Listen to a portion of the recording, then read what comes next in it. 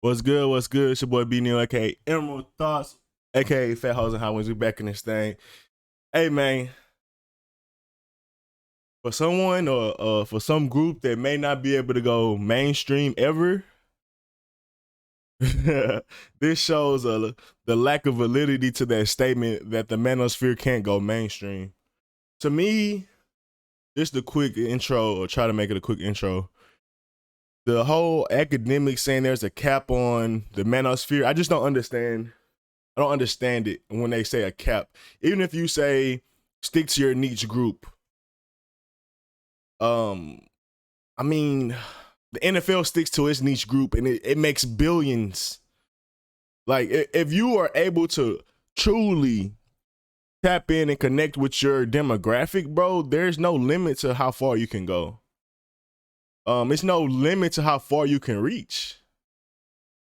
And that's word to Oprah, that's word to Joe Rogan, because there's many other versions of people that do what they do, but somehow they was able to make it mainstream. I would say every niche has the possibility of going mainstream, but the problem with the niches is, or the spaces, most of the time the top people of those spaces are going to go mainstream. Now, for something like rap music, you don't have to be the top of rap music to go mainstream, but that's one of the rare industries where you can do that and not be one of the top. But I think most industries in general, if you want to have any type of notoriety, you have to be the best at it for you to be validated by other groups or other spaces that don't have anything to do with what you do or your credentials. So I don't really get that argument, because it's like, basically, if I want to be spiritual, you limit the God in people. You limiting the potential that people can grow to, and I mean that's you can't never say when someone's gonna stop growing. Like, that's between them and their God, and there's no way on the outside how you can determine that, because that's between them and their God. Like, I just don't understand that. But let's get into it, man. This, like I said, this is an example of Kevin Samuels going mainstream. There's plenty more people that he's gonna be able to touch, and it's literally his first or second year. He's already doing interviews with people that you would consider mainstream. So I don't understand. Let's get it though. And talk to you for a very Oh snap, that sounds a little low. Even with Fresh and Fit, Akash and Flagrant 2, wouldn't that be considered mainstream? They already doing interviews with them. So I don't understand. Let's get it though. long time. Oh, that's what I'm doing. My bad, y'all. My bad, y'all. It's not through the microphone, so. Right. All right. That's very right. What we got? So I want to know what you gotta, let's have this real talk. Let's have this real talk. Because I know a lot of times when people will speak to you, it's like they trying to be funny. Mm-hmm. And I feel like if you call somebody trying to be funny, yes, I feel if you call somebody trying to be funny, then don't be mad at what you get. If you call somebody that and you're really trying to sincerely ask questions or get information or chat, then that's different. So I want to talk to you. Okay. What are we talking about? Well, what do you rate me?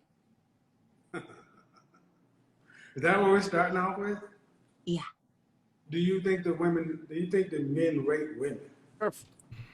No, I thought Her facial expressions are just do? so weird to me. Like, she come off like she's doing drugs, but I know she's probably just thinking or reading the chat. And she's just an expressive lady, so I don't ever want to come off and say that it's the drugs. But a lot of people will say she on them perk 30s right now. What have you seen in my content? Have you just seen like the clips? Yeah. I think I always see people calling you and you tell them you ain't no such and such. You always see it, him doing his. So my point is, if she's able to watch, what makes Kevin Samuels to touch mainstream? lying to yourself. You ain't this. What I typically don't do is I don't typically rank people. I ask them if they rank themselves. I usually ask these questions. So let's start it that way. Yeah. How tall are you? I'm 5'3". Your size? My dress size? Mhm. Fender Don said, like, my dress size. That's a good question. I guess a 4. All right. And on a scale from 1 to 10, you can't use 7. What would you rank yourself?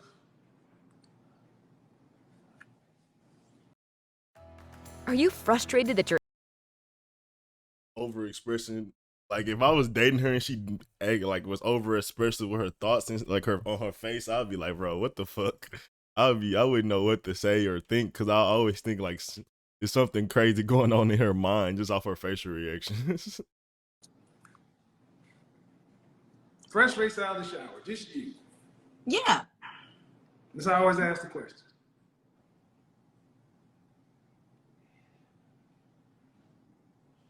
7. Can't use 7. That's why 7 is the most common answer. Really? It's the default answer. So with her, I would like to acknowledge. She said 7, so that means she possibly was flirting with the idea of a 6. Possibly. Don't know her mind. So many other women come on that's like, I mean, not really on the beauty standards. Just because, let's be real, beauty standards, and the reason why most women gets lost in the sauce is because beauty it's expensive. And the most beautiful women are usually connected to some type of wealth because they're able to buy these enhancements and makeup artists to enhance their features on a daily basis, on a weekly basis. They're able to maintain fresh hair and got to keep hair in your head for 6 months to a year or whatever. So a lot of times women try to look like these celebrities, like average women try to look like these celebrities, but it's so hard to do that. But the reason I say that is because she even still thinks of herself as a 6. Most women will probably rate or say that that's a low rating for Nicki Minaj. They will probably rate her like a 9 or a 10, which I think she possibly is. She's a little chunky right now. She lose some weight, obviously, and then I'm not a big fan of a fake body. But if we just talking about her base level face and her base level beauty, I'll still consider her like an 8 or 9 because she was very pretty even when she was skinny. But yeah, I think it's interesting. So many women that come on and, oh, I'm a 9, I'm a 10, I'm a 12.5, I'm a 12.3. Doing all that shit. Like, I'm a haunted. 99 plus 1, I'm a haunted. So, but it's funny. Like, someone that could boast a 9 or a 10 is more humbler than an average woman that's probably a 6 or a 7 and thinks she's a 9 or a 10. Just overly inflated with ego. But let's keep For going. most people, because they don't want to go too high, they don't want to go too low. Well, no, it ain't a default answer for me. Well, let's see. I would give you a 9. I would give you a 9 because you have the facial symmetry and you get additional points for eyes, full lips. See, it's not, I'm an actual image consultant. And I'm sure you dealt with a lot of people who take your pictures and such and so forth. You have a symmetrical face. And so it's much more based upon facial symmetry. It's not based on European beauty standards or anything like that. It's much more based upon what babies, animals, human beings have evolved. Like, just being real, like the beauty standard. Most women can't pull off the bang because whoever their stylist is, maybe their texture of weave. I don't know. I'm not into that. But Nicki is able to pull off the bang because she has some of the highest hairstylists that you can ever find. One of the best hairstylists you can find. Other women get these average hairstylists, don't really know what they're doing. Probably don't even have a beauty certificate. Wow. You get additional points because we've evolved to find more slanted eyes somewhat attractive, especially when they're not on Asian. Wow. But that's not what I ain't gonna cap. Some of the most beautiful women got them Asian eyes that are black. Whether it's somewhere in their line, whether they Polynesian or Taiwanese or some shit, they be having it in them. And some of the most beautiful women that I've seen or I thought were beautiful over high school and stuff like that, I was like attracted to those eyes. Like, I'm a big face person, bro. Like, I've dated skinny women, I've dated women that had okay bodies, but my biggest thing is what's your face like? How beautiful is your face? Like, what am I looking at when I talk to and communicate with you? Because I mean that's what we're going to be doing on a day-to-day interaction. We're going to be looking at each other's faces way more than we're going to be having sex and being sexual with each other. Yeah, I'm big on face, and those eyes are a killer for me. Most of the time, people take my clips and cut it down to something that's going to make a viral moment. It's going to start a conversation. Take the good with the bad. Have you seen anything else that I do? I saw one time when you checked this lady for, I guess it was a white lady or a Hispanic lady, and you was like, oh, you're not gonna come on this show and talk down on black women. That's what the fuck you're not gonna do. Yeah. And so again, that was a clip. I didn't see the context really, but well, I get a rap of hating black women.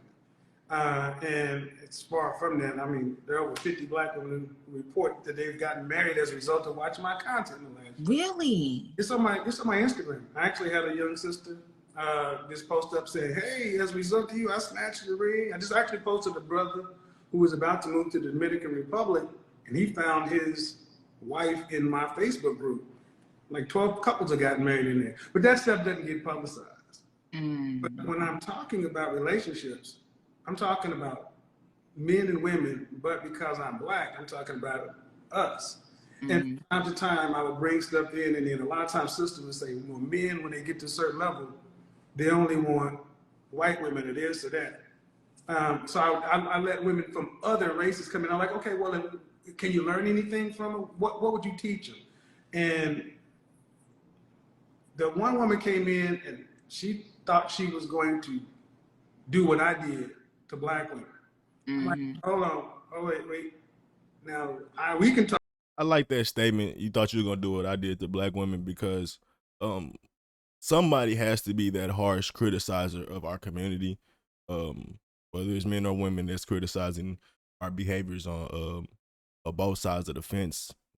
We're allowed to do this. When other groups start coming in and saying black men ain't shit and downplaying black women is all being loud, or I seen this one woman like was DMing this dude was like, I bet it looked like roast beef. Like I was baffled, like at the confidence and like arrogance of this white woman to be able to talk to this black man and think that this shit gonna be fly. And it was like she was literally talking about his girlfriend, and he was just like, no, bro, I'm not going for that shit. But like it just it was weird to see that, but ultimately it's fine when I think we do it. It can be harsh sometimes, but it has to be heard, whether you like it or not. But when it's other people saying it from the outside, they better watch their tongue, or they should watch their tongue.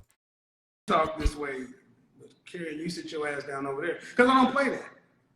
I wouldn't let despite popular opinion, I love my mother. It's that best friend or that brother effect. Like I can talk about my friend. I could talk about my brother. I had a homeboy, perfect example, Manji. He was just not I'm saying it like he passed or some shit. He's an outgoing, hella talkative, hella friendly, and people look at that as something they could take advantage of. And there's been many times where I talk about my friend. We joke about my friend. We be on his ass all day long. But as soon as you start talking about him, bro, it's time to put the dukes up, my guy. I've literally knock somebody out damn near, and I'm about to get into another fight for them trying to like try him, because it's like, I mean, I'm protective over anybody I fuck with, but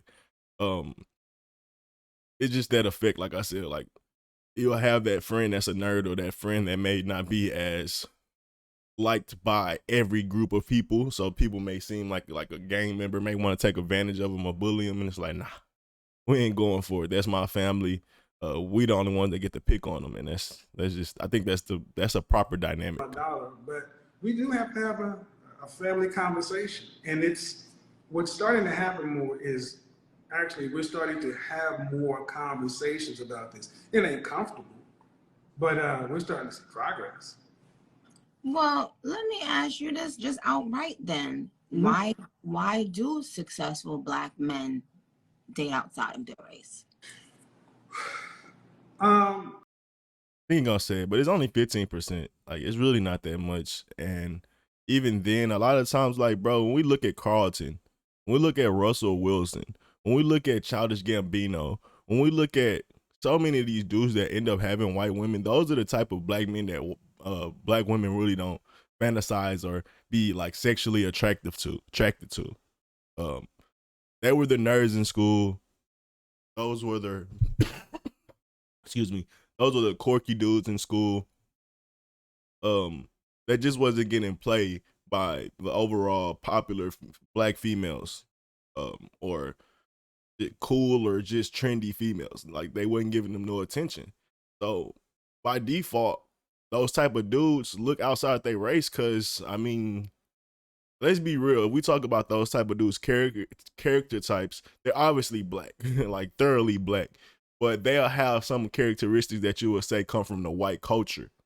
I'm not gonna say they act white, but they have characteristics that come from white culture. And that's, I mean, we all do to some level or not, whether it's capitalism, whether it's greed, whether it's something. Not all got to be negative, but it's something.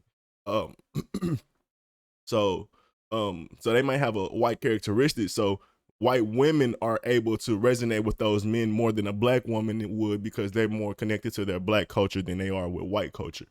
So those are the reasons that those type of men, even if they're football players, they still be quirky. We have quirky rappers. We have quirky football players. We have quirky NBA players. Like, you could be rich, you could be successful, you could be a stud as far as athlete, but when it comes to your personality type, you still tend to be more, like I said, on the white side of the culture, which is nothing wrong with that. That's life. Like, white people have black culture within them at certain aspects, depending on how much they've been involved with the black culture. Same with Asians and any other people. It's a part of who we are and our computer mind like nature. We absorb things, and the longer you're around someone, the more you're going to absorb their culture. Even if, like, think about just going to speaking slang on somebody else's culture. Like, you go to New Orleans long enough, you're going to start saying baby and woody and all these different things. And it's not cultural appropriation. It's just how it's a testament to how seductive or how attractive that like culture is to people from the outside, and how it can literally bring anybody into it, because it's just like, I don't know how to explain it any thorough, or I don't know, but yeah, just the culture, it's enticing, it's attractive, and it makes people want to be involved in it. Makes people want to be around it and of it, because it's so cool and whatever.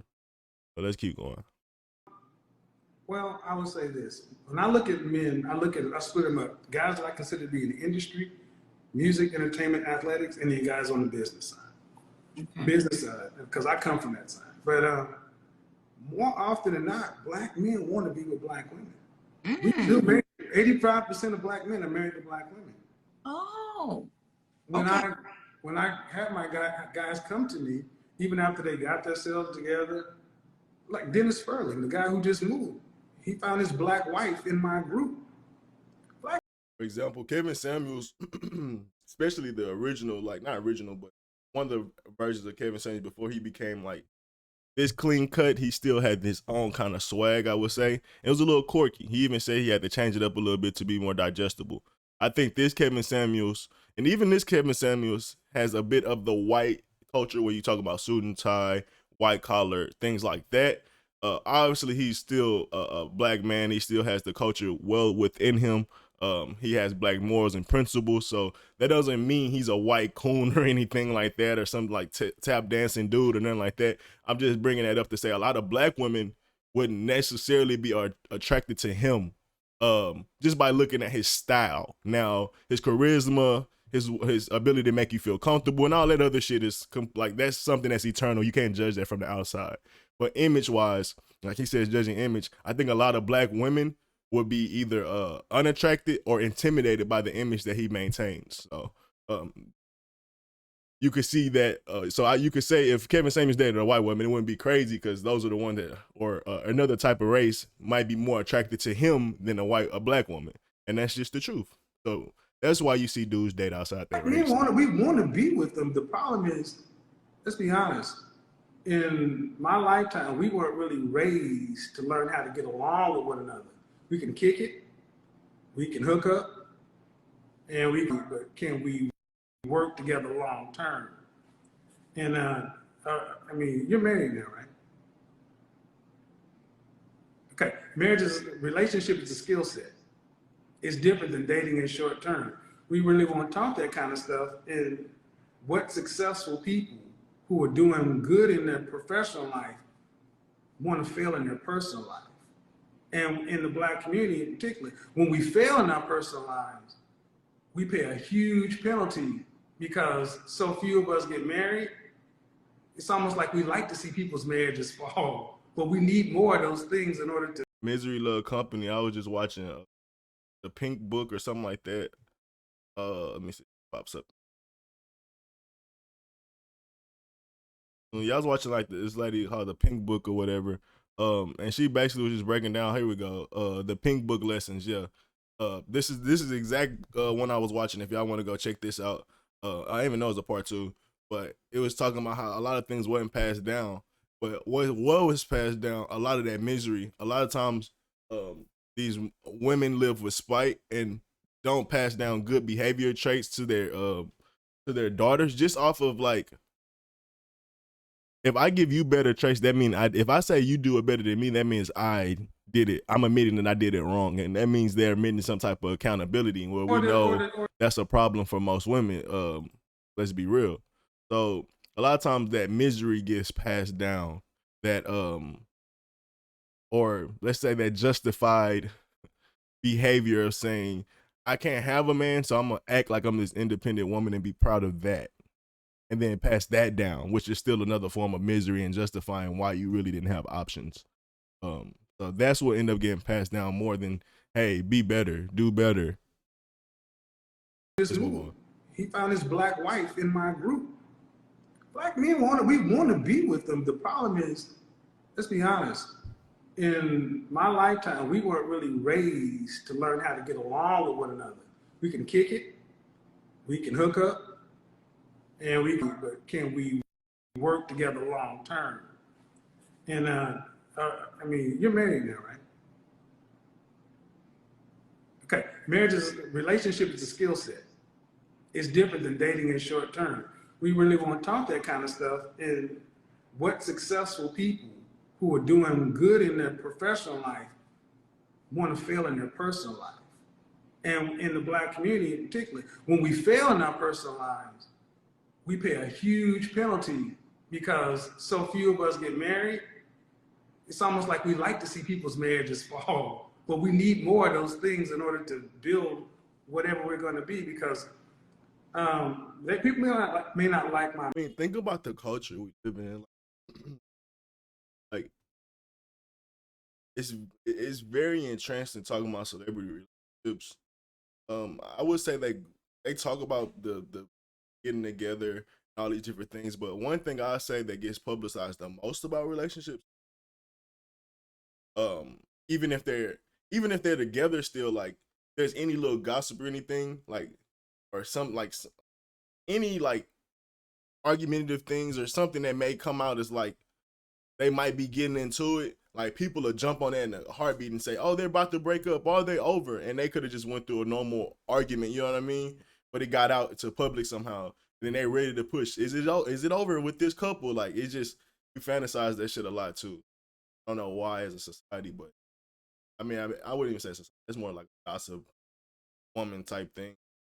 TMZ, tabloids type thing. Day to day. It's a thing. Method, but I want to see more Black men who want Black wives get with Black women. And that's the outcome we're getting. It ain't pretty, though. Sometimes it ain't pretty. Can I say something? Real quick? Black women, can we stop talking about if I got a little confused right here, but I'm gonna try to follow. These niggas want us or not. Excuse me, Kevin. This is not. I'm talking to Black women real quick. Can we stop posting all day on TikTok? Because I newly went to TikTok and I just kept seeing this. Mm-hmm. Black women, can we stop talking about if if these successful Black men want us or not? Mm-hmm. Like, can we just focus on us and we be successful, and then we go out there and we decide who the fuck we want. Because there's ways to rephrase what she said a little bit better, because I think if you say red pill, a lot of so what it's the only reason we say I would say rephrase it better is because a lot of women that take it is like, I'm this boss chick, I'm gonna go find a man when I want to find a man. But what I think Nicki may be saying is stop worrying about these rich ass dudes. Go get yourself together as a woman. Be fine, be attractive. I don't think she's necessarily saying go get your money up, go be this like successful woman and or whatnot. But I'm thinking she's saying more on the relationship aspect, I believe. And she's saying go do the things you need to do as a woman, and then once you do that, you will have options, and then you can pick either of those options which would be the best for you. I don't think she's saying that necessarily and go be this entrepreneur or woman. I'm not saying you can't do it, but don't let that be your main focus and then be like, oh, when I'm 35 or 40, after I'm tired of being an entrepreneur, I want to get married, and the best years of you are basically gone as far as your prime and looks. So I think that's what she may be saying, but if she's not saying that and she's saying the other thing with the being an entrepreneur, go get your money up, don't worry about niggas, be an independent woman, then you know that's where the contention with the manosphere would begin to happen. what I've been seeing is, I feel like I've been seeing men using that as an opportunity because they've been hurt, and somebody done went something, and they've been using it as a way to come out and lash out and poke fun at Black women and use it as a way to feel like they somebody or they something, or so for all you. That happens. That definitely happens. But I like to say men of high caliber of men, the character looks down on that. That's the only thing. Niggas that's doing that on TikTok, wherever the fuck y'all at, eat a dick, go away. Nobody gives a shit about you. And I want Black women to stop fucking posting about whether or not y'all want Black women or not. Okay? Well, I want Black women just to focus on themselves, be successful, and then you go out there and you decide the trajectory of your life. Okay? Well, here's the thing. There's a lot of hurt on both sides. And a lot of, and especially in the Black community, we don't really do a lot with counseling, therapy. I recommend therapy often because we got a lot of stuff individually that we want to deal with. And marriage and relationships are not for everybody. And I'm just trying to, ultimately I ask people, what do you want? What do you want? Oh, women have their default answer. And that's when they end up going through this relationship broken hearted because they want their heart is not really. That's why you see 80%. They want most men say they want the wedding, they don't get on the. They fantasize their whole life with the wedding day. But they didn't fantasize or think about how on the day-to-day task or what day-to-day requirement actual. They didn't think that up. A lot of times, more often than not, they wasn't, and that's what leads to being halfway out. Already 5% rate of getting married. You say it like that, it's like, yeah, a lot of them are not ready to be married or know what it takes to be married, but they all want it, and I think that contributes to a lot of the failed relationships. And what are you prepared to do to get what you want? And are you willing to pay that cost? It's really the conversation, but it always gets kind of whittled down. But at the end of the day, what we are seeing is, you know, especially if you're under 30, it's harder for guys today under 30 than it was from 50 years ago, because you can't take care of a family on out of high school or just coming out. So they're at the bottom. Mm-hmm. And I just had men's week, and I told guys, look, while you're under 30, work on getting yourself together, because like it or not, you're really not in a position like you should be able to work with, lead, do anything like that. And you see the hate, not the hate, but the hurt on both sides, because a lot of times people will use these talking points to go at and poke women over here.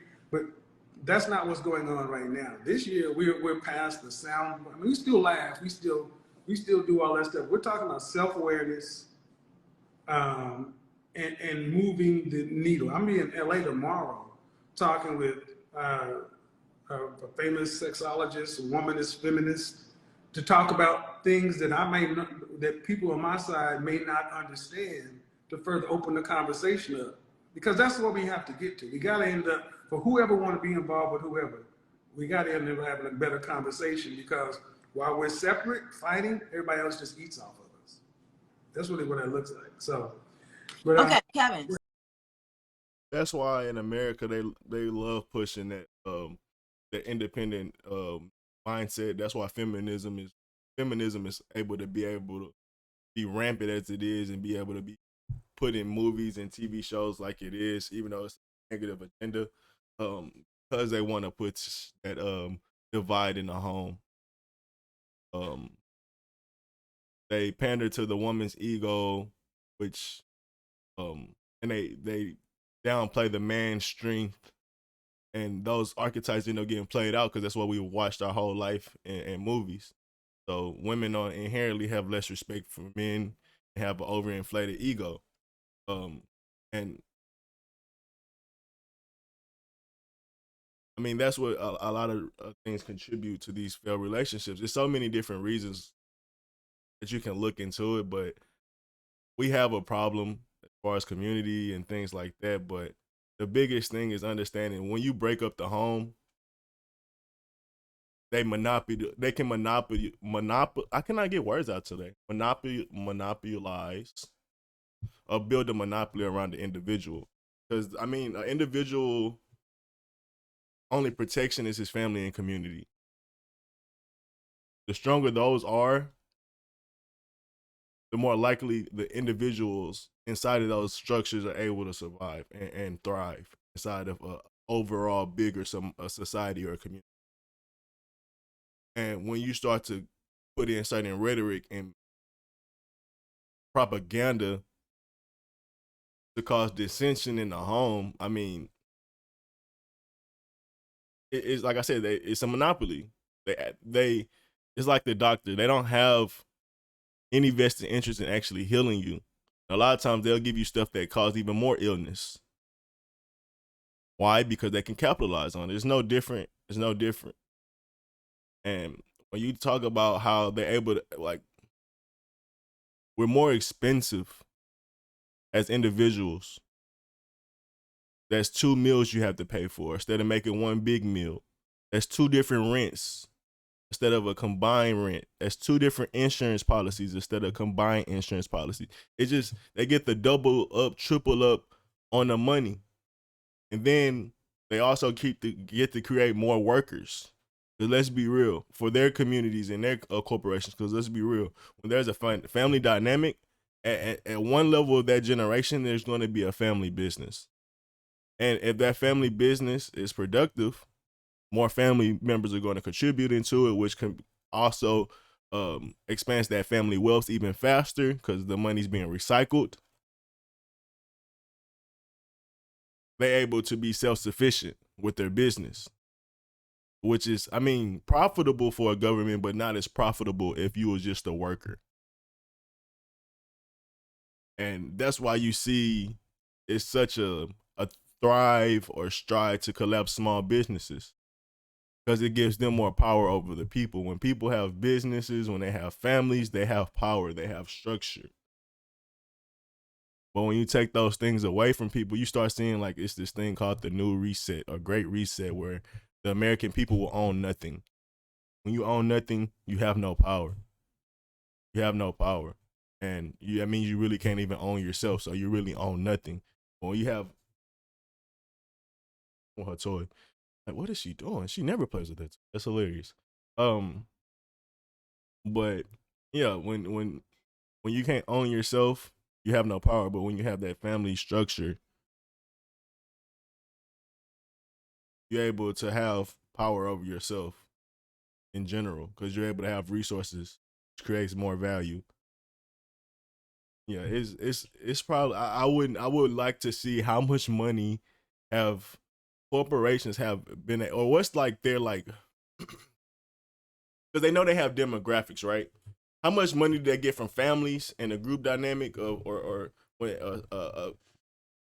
a home is in a family environment, has a father, a home, a father, a mother, whatever, and it's actually had came from another family that was a strong household. What's the big demographic that do corporations try to capitalize on them, or do they look to capitalize on the individual person that still don't really know themselves and looking to be cool, follow the next new trend and shit like that?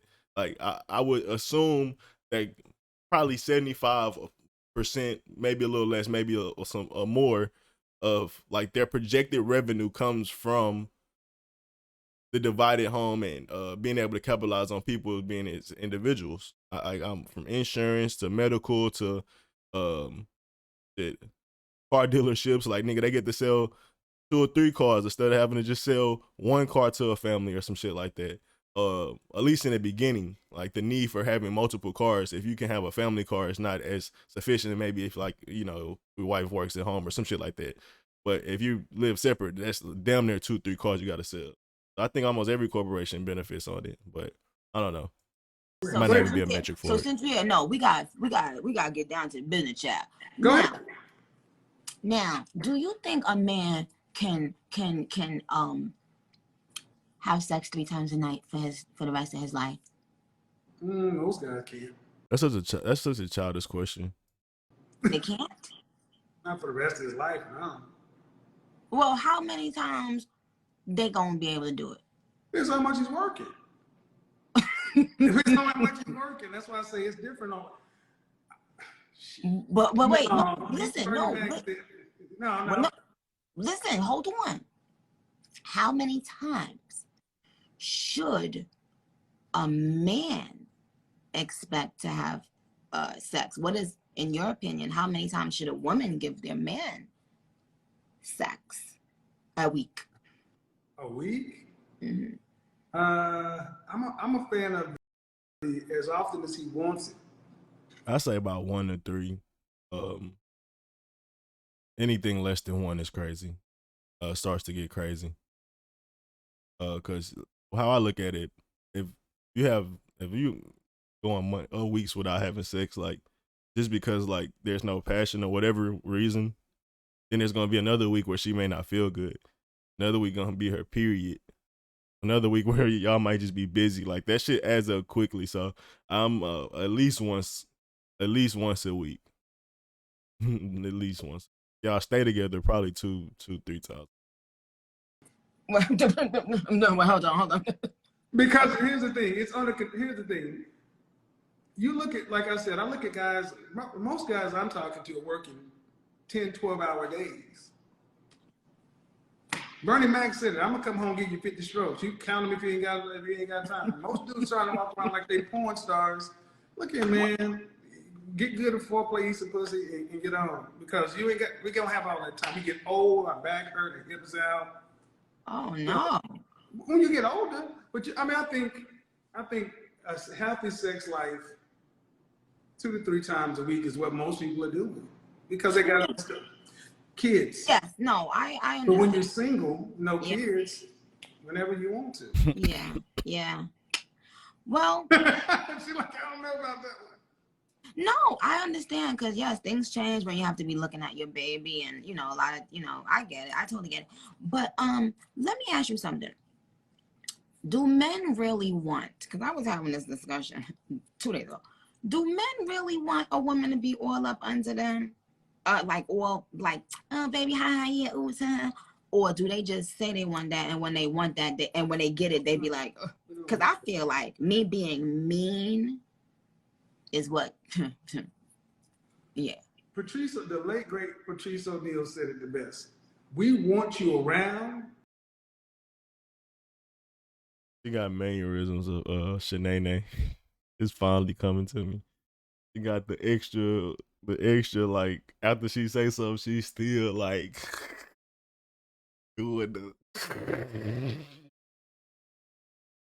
Oh man, that's hilarious. She got that Shanae energy, which is funny because I feel like sometimes like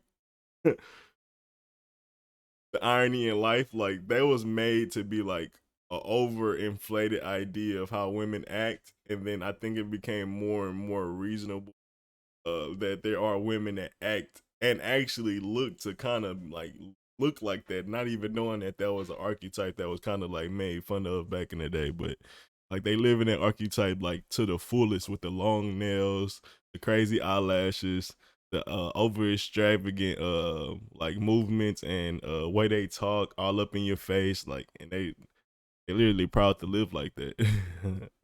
But not around. He made a comedy bit where he said, "We want you in the house, kind of like around the corner in the vent somewhere. We kind of want you to be like a cat. You call a cat's name, hey, babe. Okay, you there? Cool. We just want to know you in touching distance." That's really all we, because we really. And I feel like I'm like a man. I feel like I'm. All right, y'all. It wasn't much more left on the bone after that, man. I ain't gonna keep y'all there. We already at 40 minutes. I'm gonna have to cut some of this thing down. Cause they ain't about to do me like that. I ain't about to put up 40 minutes, man. I know I can cut some of the trim down, but hey man, y'all been getting my subscribes up, bro, over the last month or two. The likes and views been going up. The comments and engagements been up. I appreciate it, man. Keep it up, y'all. The real ones, man. Trying to build a community over here. Honestly, and stay consistent. But like I said, thank y'all for liking and subscribing. Stay real, stay true. We out. Peace.